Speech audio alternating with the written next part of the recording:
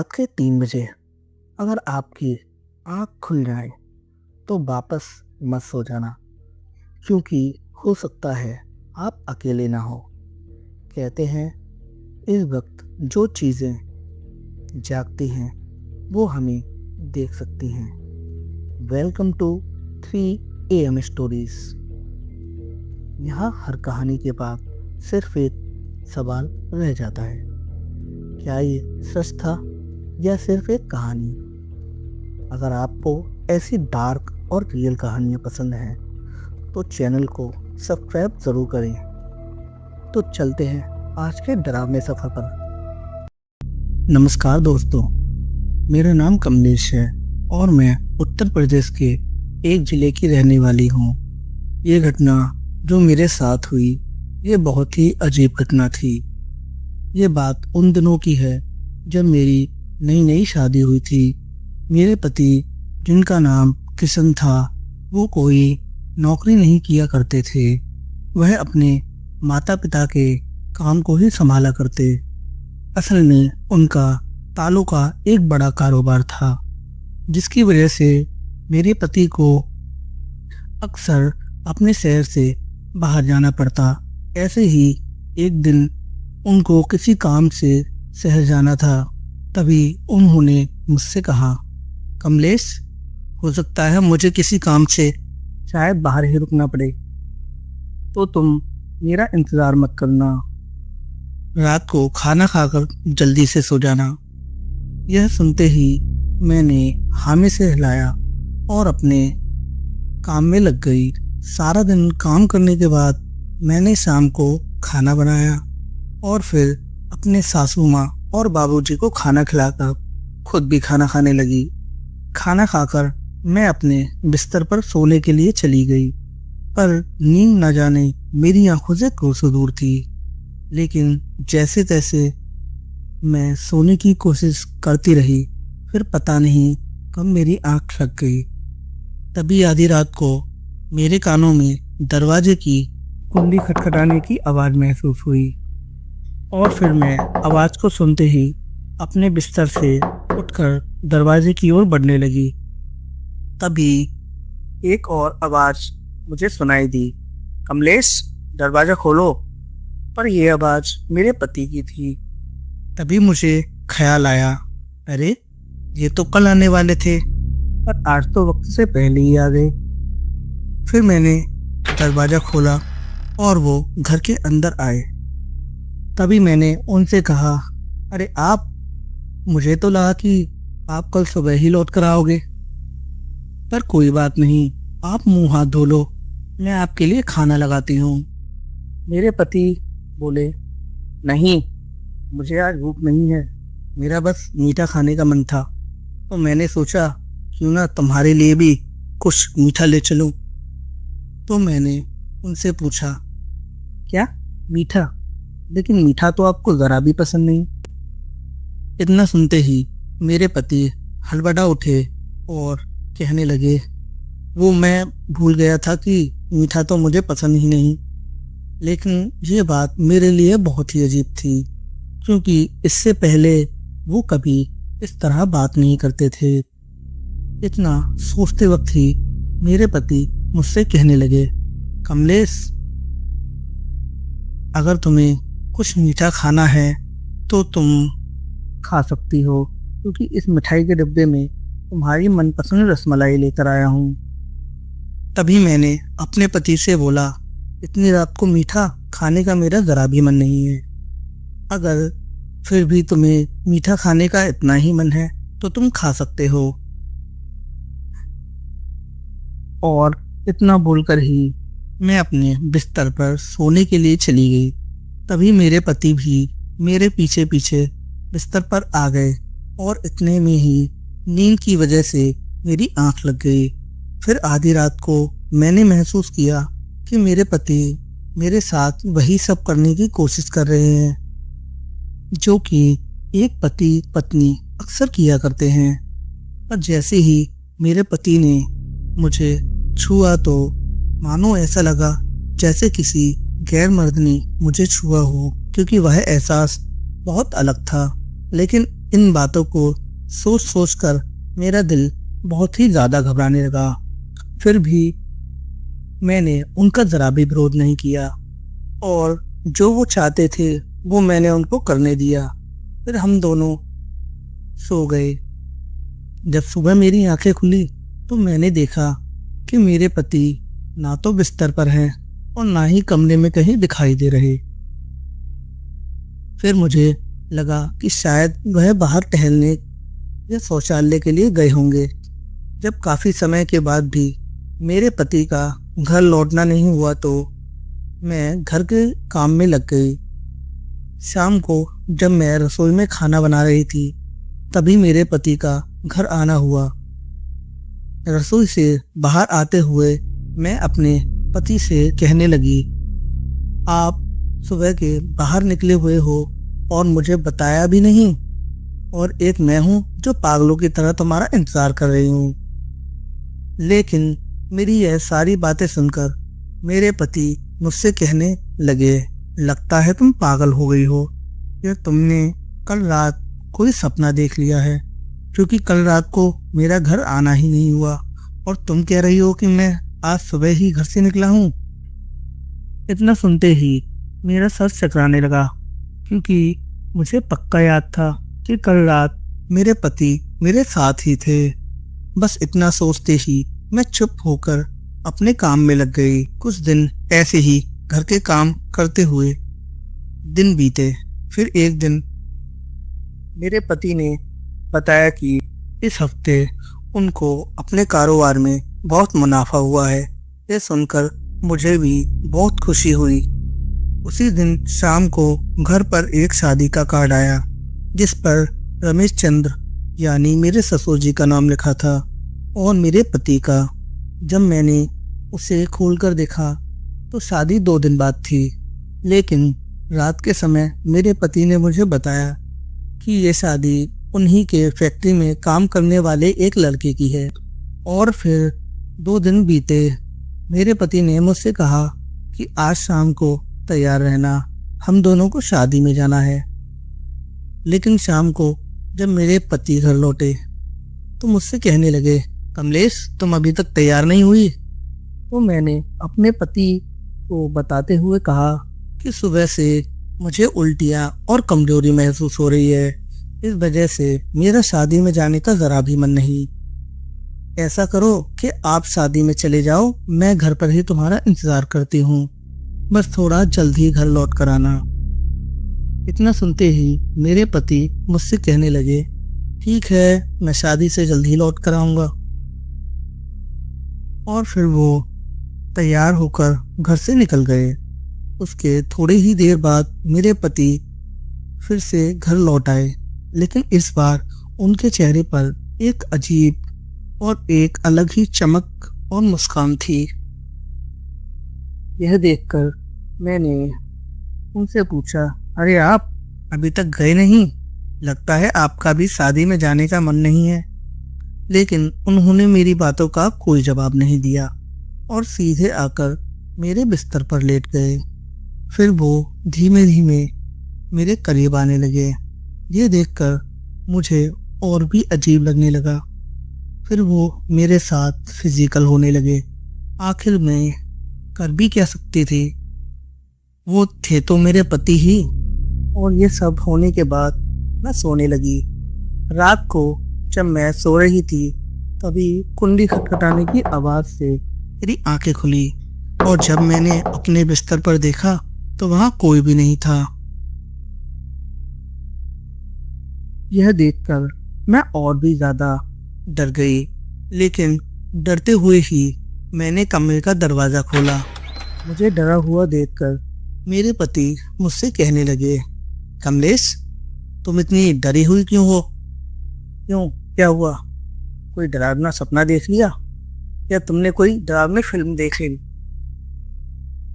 मैंने फिर से अपने पति को बताया कि अभी आप मेरे साथ ही सो रहे थे। ये सुनकर मुझ पर फिर से वो हंसने लगे और कहा, आजकल तुम्हारा दिमाग ठीक से काम नहीं कर रहा, पता नहीं कैसी अजीब अजीब सी बातें करती रहती हो। ये बोलकर मेरे पति बिस्तर पर सोने के लिए चले गए। फिर मैं भी मुंह हाथ धोकर बिस्तर पर लेट गई। उसके कुछ देर बाद मेरी आंखें लग गई।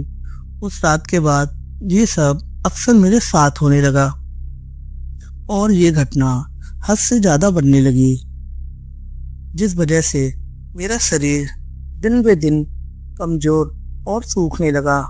रंग काला, शरीर जैसे किसी बुजुर्ग महिला की तरह दिखने लगा।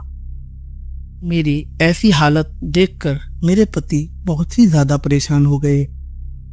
उन्होंने शहर के एक से एक बड़े डॉक्टर से मेरा इलाज कराया, लेकिन मेरी तबीयत में जरा भी सुधार नहीं आया।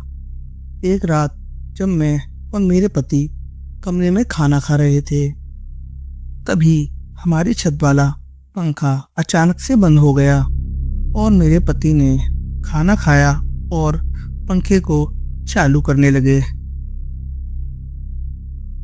लाख कोशिश करने के बाद भी जब पंखा चालू नहीं हुआ तो मेरे पति मुझसे कहने लगे, कमलेश, लगता है आज रात हमें छत पर ही सोना पड़ेगा। तुम बिस्तर लेकर पूछो, मैं तुम्हारे लिए कुल्हड़ वाला दूध लेकर आता हूँ। इतना सुनते ही मैंने बिस्तर उठाया और छत की ओर सीढ़ियों पर चढ़ने लगी। छत पर पहुंचकर मैंने जमीन पर बिस्तर लगाया और सोने की कोशिश करने लगी। कमजोरी और थकान की वजह से मुझे जल्द ही नींद आ गई। नींद में ही मुझे ऐसा एहसास होने लगा जैसे कोई मेरे बदन को हल्का हल्का सहला रहा हो। तभी छत पर मेरे पति आ गए और जैसे ही उन्होंने मेरे पास खुद के हमशक्ल को लेटे हुए देखा तो वह ये देखकर बहुत हैरान हो गए और गुस्से से झनझना उठे। जैसे ही मेरे पति उसे मारने के लिए आगे बढ़े, तभी उसने अपनी गर्दन को पीछे मोड़ते हुए मेरे पति के तरफ देखा और जोर जोर से हंसने लगा। धीरे धीरे उसका चेहरा किसी भयानक शैतान की तरह दिखने लगा। लाल लाल आंखें और एक बड़ा सा सर, लंबे और नुकीले दांत, मानो जैसे किसी भेड़िए के हो। उसका ये रूप देखकर एक पल के लिए तो मेरे पति भी डर गए और डर से सिहर उठे। फिर वो अचानक से छत से कूदकर कहीं अंधेरे में गायब हो गया। ये सब देखकर मेरे पति बहुत बुरी तरह डर गए और भागकर मेरे ससुर जी यानी अपने पापा को बुलाकर लेकर आए और उनको डरते हुए सारी बातें बताने लगे। सारी बातें सुनकर मेरे ससुर जी बोले, किशन, ये कोई छोटी मोटी बात नहीं है। लगता है हमारे परिवार को किसी बुरी शक्ति की नजर लग चुकी है। बेटा, तुम बहू को लेकर नीचे पहुंचो और कल सुबह मंदिर जाकर किसी पंडित या किसी मौलवी से मिलना और उनको ये सारी बातें विस्तार से बताना और उनसे कहना कि वो हमें इस दुविधा से बाहर निकालने का कष्ट करें। जैसे तैसे वो रात कटी और फिर सुबह होते ही मेरे पति नहा धोकर मंदिर चले गए। शाम को जब वो घर लौटे तो उन्होंने बताया कि वो शहर के लगभग सारे मंदिरों के पंडितों से मिल लिए, लेकिन किसी के पास कोई उपाय नहीं है। लेकिन पास के ही हनुमान मंदिर के एक पुजारी ने उनको बताया कि तुम्हें किसी तांत्रिक बाबा या किसी मौलवी से मिलना चाहिए, क्योंकि जो तुम मुझे बता रहे हो बेटा, ये कोई मामूली बात नहीं है। मेरे संपर्क में एक तांत्रिक बाबा है।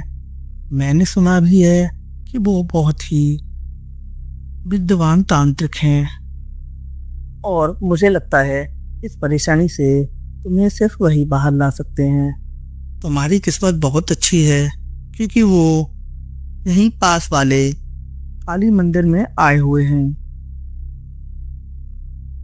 तुम उनसे जाकर मिलो। तांत्रिक बाबा जरूर तुम्हें कोई ना कोई उपाय बता ही देंगे। अपने पति की ये सारी बातें सुनकर मैंने उनसे कहा, तो क्या आप तांत्रिक बाबा के पास जाओगे? मेरे पति ने कहा, अब कर भी कह सकते हैं, जाना तो पड़ेगा ही। आखिर इस परेशानी से तुम्हें छुटकारा जो दिलाना है। तुम रात को खाना खाकर आराम करना, मुझे तांत्रिक बाबा से मिलकर आना है। इतना बोलकर ही मेरे पति तांत्रिक बाबा से मिलने के लिए घर से बाहर निकल गए। लोगों से पूछते हुए जब वो तांत्रिक बाबा के आश्रम पहुंचे तो बाबा ने उन्हें देखा और उन्हें बैठने का इशारा किया। जैसे ही मेरे पति कुछ कहने ही वाले थे, तभी बाबा बोले, बेटा, तुम जिस कारण यहाँ आए हो वह परेशानी तुम्हारे साथ नहीं, तुम्हारी पत्नी के साथ है, जिसका निवारण तुम्हारी पत्नी के माध्यम से ही होगा, क्योंकि उस पर कोई छोटी या कोई मामूली प्रेत बाधा नहीं, एक शैतानी जिन की नजर है। अगर तुम उस जिन को अपनी पत्नी से दूर करना चाहते हो तो जल्द ही अपनी पत्नी को लेकर यहाँ आ जाना। ये सारी बातें सुनकर मेरे पति ने बाबा को प्रणाम किया और वहाँ से उठकर अपने घर को लौटने लगे। घर आकर मेरे पति ने जो भी बातें तांत्रिक बाबा से की वो सारी बातें बताई और अपने साथ चलने को कहा। मैंने भी उनकी बातें सुनकर हमें सिर हिलाते हुए सहमति जताई और फिर मैं और मेरे पति सोने के लिए अपने कमरे में चले गए। सुबह नहा धोकर मैं और मेरे पति तांत्रिक बाबा से मिलने के लिए घर से निकले और 1 घंटे के अंदर हम तांत्रिक बाबा के आश्रम भी पहुंच गए। बाबा ने मुझे और मेरे पति को देखा और अपने हवन कुंड के सामने बैठने को बोला। फिर हम दोनों हवन कुंड के करीब आकर बैठ गए। फिर कुछ देर तक बाबा चुप रहे। फिर अचानक से बाबा ने गंभीर स्वर में बोलना शुरू किया। कहा, बेटी, ये जो तेरे साथ हो रहा है इसको कितना समय बीत गया? तो मैंने बाबा को बताया कि बाबा, कम से कम 2 साल हो गए। पहले से सपने आया करते थे, कभी मेरे साथ दुष्कर्म करते हुए तो कभी मेरे साथ हम बिस्तर होना, और अब हद इतनी पार हो चुकी है कि बाबा वो मेरे पति के भेष में भी आने लगा है और हम बिस्तर भी होता है। इतना कहकर मैं फूट फूट कर रोने लगी।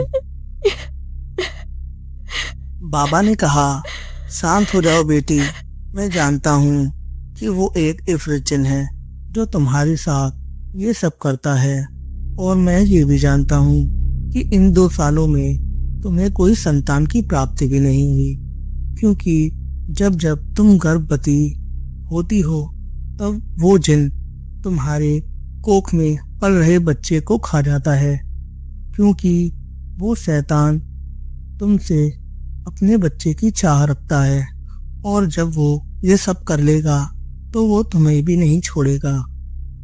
फिर मेरे पति ने कहा, बाबा, तो फिर क्या हम कुछ नहीं कर सकते? बाबा फिर बोले, बेटा, एक रास्ता है, मैं तुम्हारी पत्नी को कुछ उपाय बताता हूँ, तुम दोनों उस उपाय को करो। पहला उपाय, रोजाना स्नान नहीं करना और ना ही कोई इत्र या खुशबूदार वस्तु का इस्तेमाल करना है। दूसरा उपाय, बालों को खुला नहीं छोड़ना और ना ही बालों को खोलकर छत या किसी अनजान जगह जाना है।